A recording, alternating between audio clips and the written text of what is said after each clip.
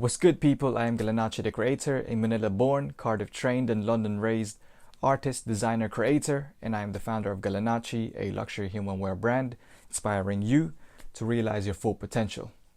It is week 25 and we're just going to recap the week, so let's get right to it. So yeah, basically this episode was about designing a look inspired by my dad's t-shirt I stole, and then how boxing fuels my creativity, the importance of processes and structures when building a fashion brand, and understanding a framework of what makes a business work, and then how you can apply that into your fashion brand. So this look was inspired by my dad's t-shirt that I stole, shirt that I stole. It was this stripe, blue and white, or black, baby blue and white, and it's sort of like a vintage. It was almost like distressed, but it was the stripes, it was sort of bleached. So the distress effect was graphic wise. So it wasn't actually the shirt that was like distressed, but it was the graphics, and I really liked that. It gave this kind of like weathered effect, like worn, weathered effect, and I loved that about it. I sort of just gave it the Galanacci flavor, the K2G emblem on the chest, and then also the cut, and then we have the trousers being fitted but then flared towards the bottom, and then it just rests on top of the shoe.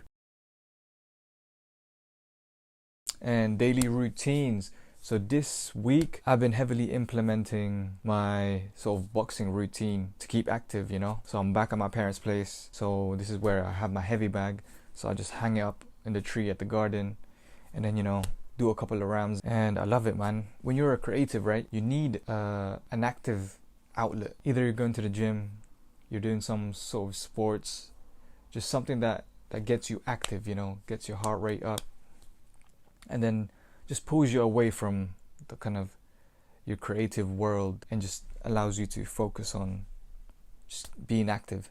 And for me, that's boxing. I hate running. I hate going to the gym. Like, the reason why I hate like all these typical kind of activities is because it's fucking boring. I don't know, man.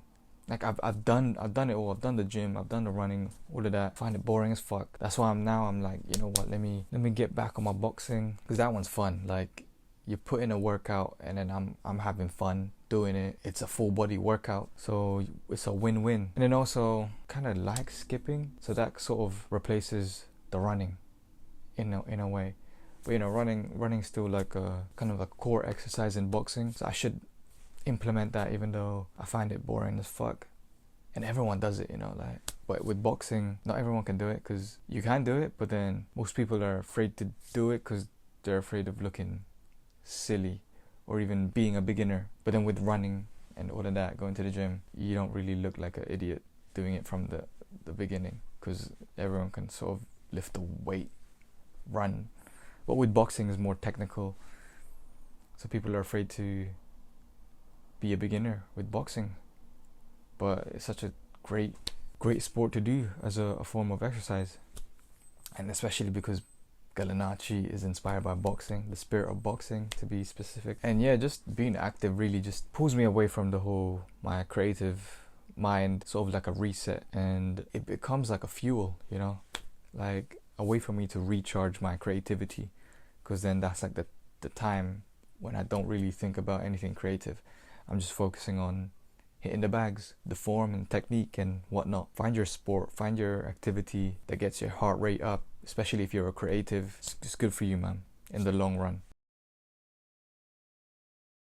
And yeah, so the behind the scenes, it's important to have processes and structures within your business. So even if you're planning to start one, or you already have one, having a defined process that is specific to you is very important. Having a process allows you to streamline each stage, and then having a structure allows you to be more organized. So you sort of just have a funnel, and then you run everything through that funnel, and then everything in that funnel is like in order, and then when it passes one area to the next, there's sort of a structure in place that makes sense, you know, and speeds up the process, so that from idea to execution, you funnel it through that, and it goes through these development stages that allows you to get to the other side with your final outcome. So for me, the structures and processes I've implemented is sort of scheduling my week so that each thing that I do every day and whatnot, there's a sort of outcome from it. And to even get to that point, you need to be able to know the outcomes that you want to get at the end of the day, end of the week, end of the month,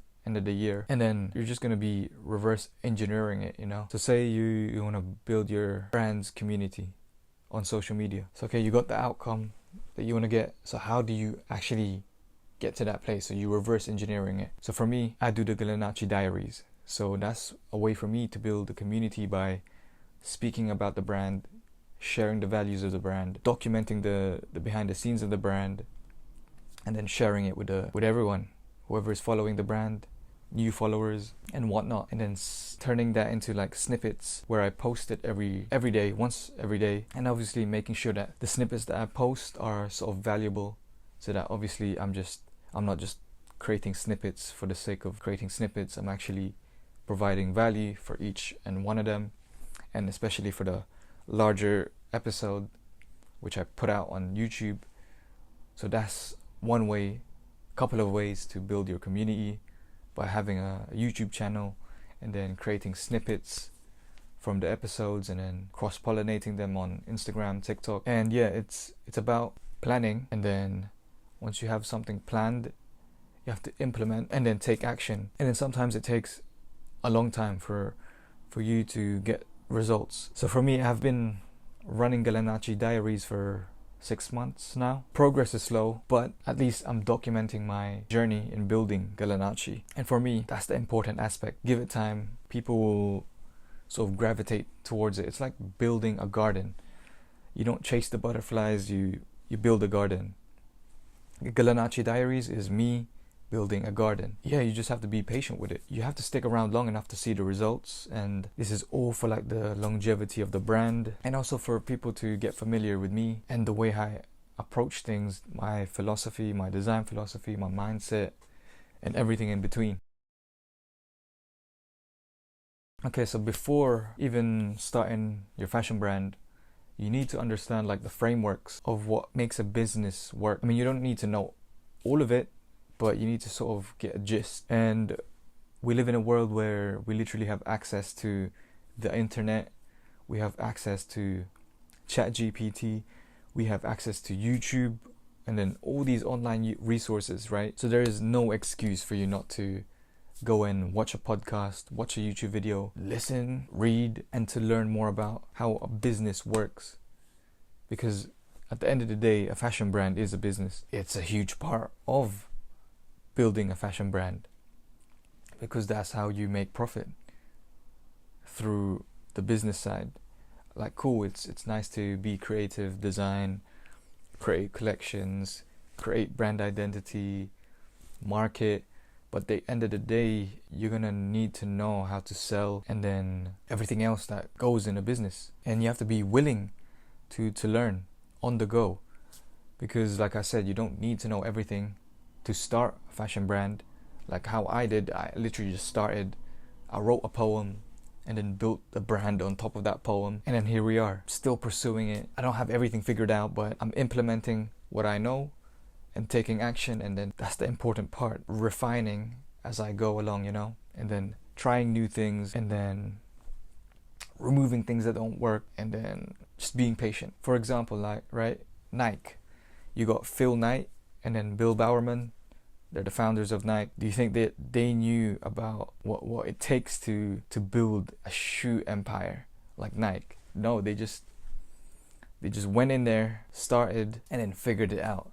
Like literally, Phil Knight I believe he's an athlete and then also a business student, and his coach was Bill Bowerman. And although they started off like importing Japanese shoes before even designing their own, like you just have to start somewhere, and then from there you sort of develop. Obviously Nike wasn't built in a day, so it's just being persistent with it, you know. They were persistent, so now they've built this shoe company into a $1 billion company that isn't even just about shoes. They have clothing, they have all these other things. And the most important thing about that is you start, and then you learn about the business, and you keep refining, keep developing, keep refining, and you keep going till you get the results you've been wanting or seeking from the very start. But yeah, I think that's everything for this week. We're keeping it nice and short because I've been restructuring and then rescheduling, planning, preparing, and then implementing. So it wasn't too like in there type of week. But yeah, man, that's it from me. And if you've reached this far, please like, comment, share, and subscribe. And I appreciate you watching. Peace out.